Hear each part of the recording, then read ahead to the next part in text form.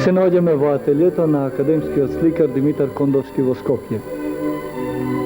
Повод за нашето присуство е завршната фаза на создавањето на еден голем литературно-сликарски проект, првите 6 од циклусот 12 сликовници што се работат по македонските бајки, што уметнички ги обработи Душко Нановски во книгата Самовилското конче.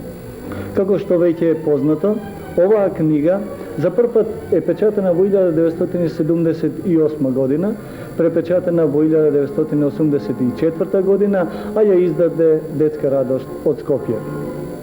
По првите успешни изданија на македонски, словенечки, унгарски и на албански јазик, овие бајки веќе се преведени и подготвени за издавање на грчки, романски, англиски и полски, а се преведуваат уште и на германски, на турски, словачки и на некои други европски јазици.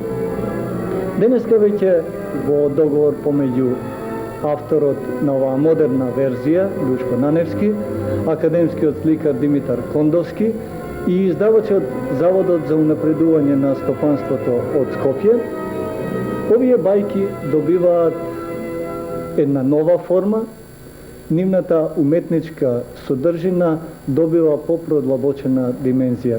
Ете затоа сме овде во ателието на академскиот сликар Димитар Кондовски, за да ви ги представиме, да ви го прикажеме процесот и творечкиот чин на создавањето на една прекрасна бајка сликовница.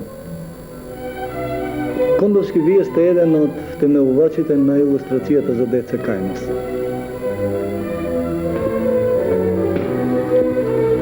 Но исто така јас знам дека повеќе од 10 години одбегнувате да се занимавате со оваа, така да ја наречем, благородна професија.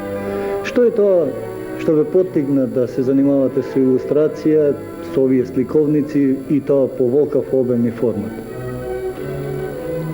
Пред него што би одговорил Костовски на ова ваше прашање, ја би сакал да кажам неколку збора за една наистина, како што рековте, благородна професија, како што е илустрирањето, специјално за илустраторите на детската литература. Бидејќи наистина тоа е една прилично запоставена дисциплина кај нас и точно не се знае што представува и какви све, што би кажале, доблести го красат еден илустратор. Да се биде добар илустратор, мислам, треба покрај една регуларна, нормална ликовна наобразба да се биде добар извонреден цртач и да се познават графичките дисциплини, специјално печатарските можности. Освен тоа, треба да се познава литературата, во смисла да се има еден креативно-критички однос наспрем неа.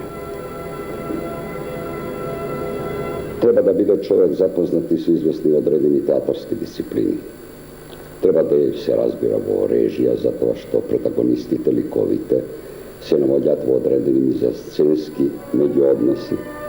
Треба да познава сценографија, бидејќи се наоѓаат во одредени исторично-архитектурални состојби. И треба да познава попростанатото и историскиот костим, што значи треба да биде и костимографија.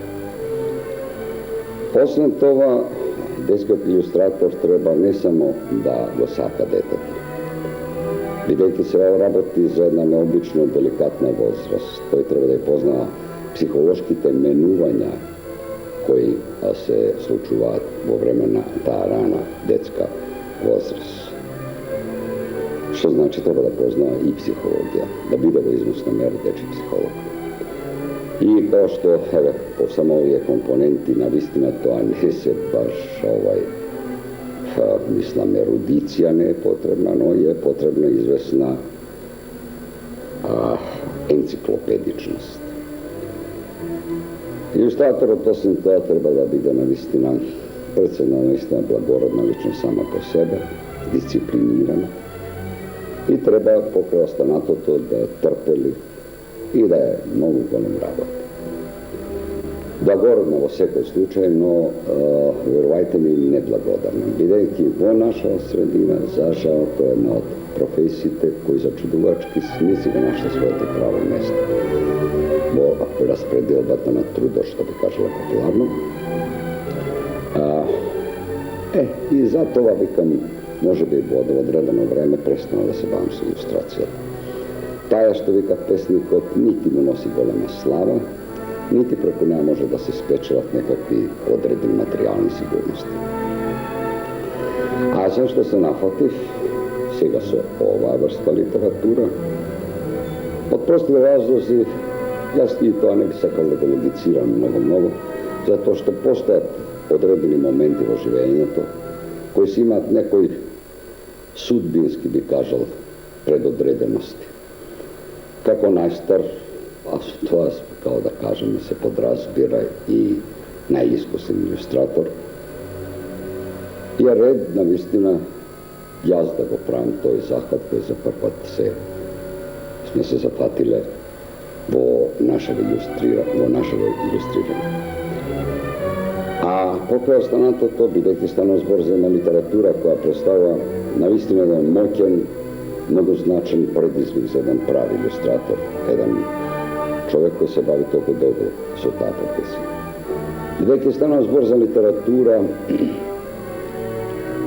чии корени се наоѓаат во некакви далечни, заборавени темни времиња, во кои нашите предоци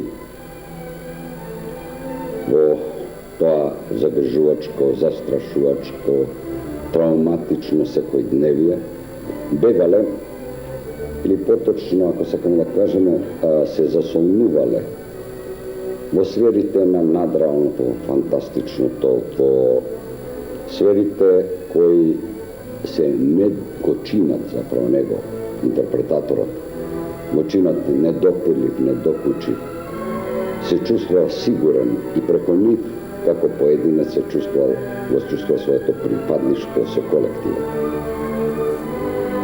Тоа се времења кај што се темелиле, кај што се слагале темелите на денешна наша модерна литература. Тоа е необично, само по себе се поразбира колку е тоа значајна литература. И затоа навистина представува предизвик за секој сериозен илустратор. А што пронајдовте вие како сликарски мотив во таа народна литература? Треба да се каже дека ова наше творештво на нашите предоци, чија зборовност била со тек на времето оптеретена со веројатно нови појави, јазички појави, во ова прераскажување, а ако сакам точно да кажам, би кажал препејување кое го сторил Душко Наневски, навистина добива такви драгоценни достоинства, што навистина се му припаѓаат само на правите големи автентични литератури. Тој успеал да не подсети, да ги извлече, да ги пронајде одавно заборавени некои работи преку кои сме се изразувале, да ги изнесе во една нова синтакса, тоест не нова, туку баш именно стара, преку една, што би кажал, старозаветна едноставност, така што бајки ја прозвучуваат со полна една јазичка, мисловна, монументалност, ораториумски потресно, и добиваат во квалитетот на оние наши благородни димензии преку кои се карактеризирало уопште творештвото на нашите стари. Сега, се разбира дека тука и јазикот, овој ликовниот јазик, ја се обидува по секоја цена да биде имено, да биде достоен на начинот на кој се прераскажани овие бајки. Добро, тоа се мотивите за прифаќањето и идејата. Меѓутоа, нас не интересира и процесот на правењето на една илустрација. Објаснете ни. Само по себе се разбира дека оваа литература сега треба да се преточи во еден друг јазик, во овој ликовниот, визиониот, но да не изгуби од својата идентичност, односно од оние суштински литерарни форми преку кои нашиот народ се самоидентификува себе си. Првенствено се разбира како национална самобит. За тоа се разбира не може другшие него да се употреби оние други димензии на духовните блага кои ги оставил нашиот народ. Првенствено делата симнати од разбојот, тоа значи килимите, чергите наши. А да не зборувам за раскошот кој е нашата Везилка ги извезла на предметите со кои се облекувале. Безот значи чипките, кујунџиството наше и се разбира само по себе дека неизбежните подуки кои ги имаме научено од византиското сликарство, односно од иконите и фреските. Сето тоа го користам и сметам дека навистина се постигна на еден соодветен склад, така што ти кажав дека, макар што тоа изискува необично големи значајни напори, се постигнало оно што сакав и што имав намер.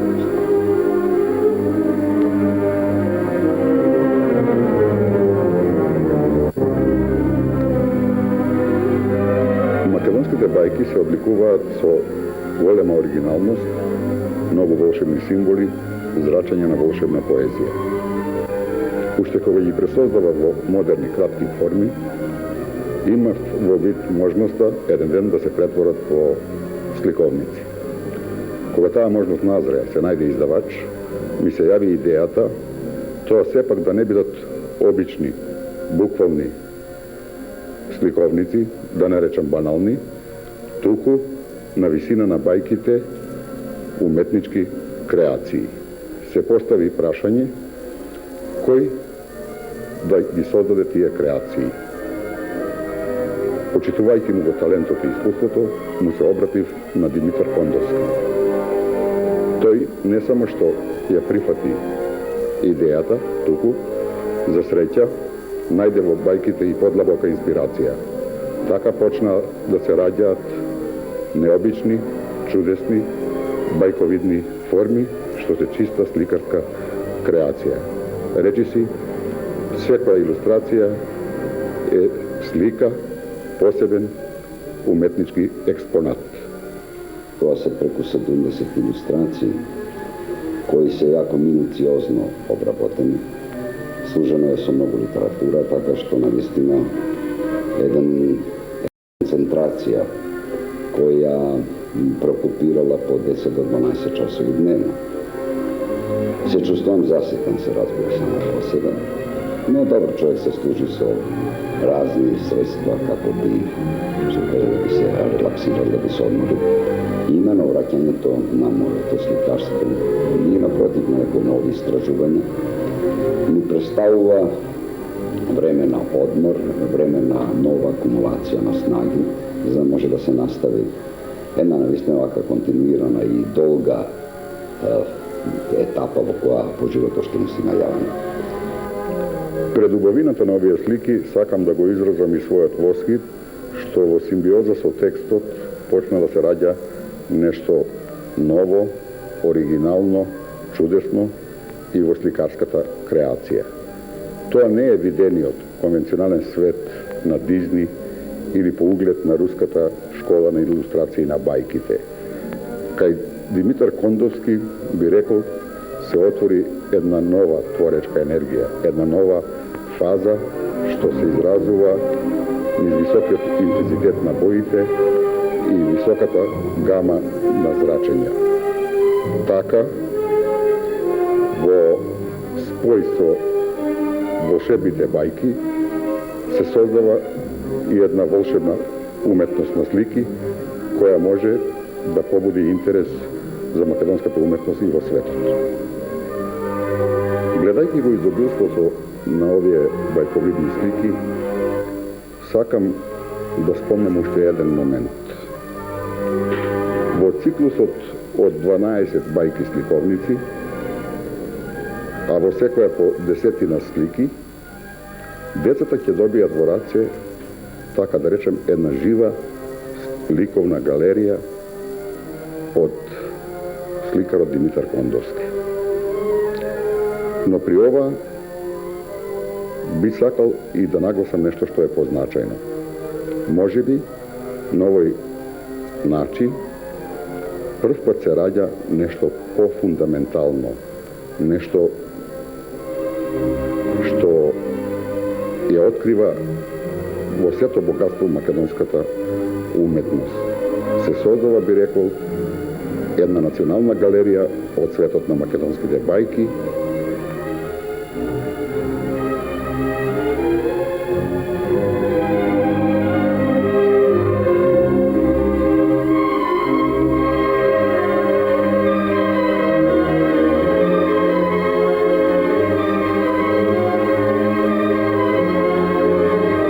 шетал јунак крали Марко на конјот си шарец, безокривен, низ гора зелена. 3 дни одел, вода не наодел, жеден вода тој да се напие и конјот си шарец да напои, па на гора гневен и говорел. Ој ти горо пуста останала, корење ти пожар изгорело, лисјата ти слана опарила, зошто немаш една капка вода? А гората гранки свила, со ветер му одветила. Јунак Марко, гора не е крива, гора има до 9 кладенци, ги затвори, вела самовила. Врти конјот се на десна страна, кај ќе видиш ела највисока, вршјето и злато позлатено, лисјето и сребро посребрено. Ти ќе најдеш извор самовилски. Јавал конја Марко низ планина, вртел патот се на десна страна. Си догледал ела највисока, вршјето и злато позлатено, лисјето и сребро посребрено. А под ела извор ладна вода, затворена со железни врати, заклучена со сребрени катанци. Слегнал Марко од конјот си шарец, си извадил тешка боздугана, та растрошил железните врати и потекла извор бистра вода. Се наведнал Марко да си пие, жеден пиел, глава не подигал, а со рака десна узда држал, па до себе и конјот го поел. Долетела вела самовила од зелена висока планина, па на Марко раце си склопила, му ги зела двете црни очи, а на конјот узди прекрстила, му врзала тие брзи крила. Слепец Марко милно и се молел. Самовило, одврзи ми очи на конјот тие брзи крила, ќе те имам довек по сестрима. Се излажа вела самовила, долгоко сама кусоума, одврзала на Марко те очи и на конјот брзите му крила.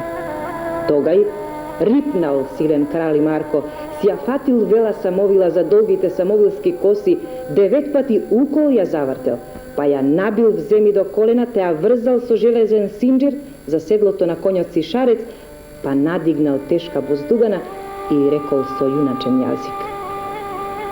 Покажи ми до 9 кладенци, отклучи ми сребрени катанци. Самовила на Марко се мори. Пушти мене, јунак крали Марко, ќе ти кажам до 3 тајни билки. Една билка деца да си имаш, друга билка злато да спечалиш, трета билка од зло да те брани. А Марко и гневен проговорил. Покажи ми до 9 извори, отклучи им сребрени катанци. Потем Марко си летнал на конјот, на синџир си водел самовила, та прелетал низ 9 планини, та изнашле до 9 кладенци, отклучиле сребрени катанци, отвориле железните врати. Час потекле до 9 извори, се сториле 9 бистри реки, напоиле до 9 полиња, нараснале плодови и билки, род родиле и ниви и дрвја.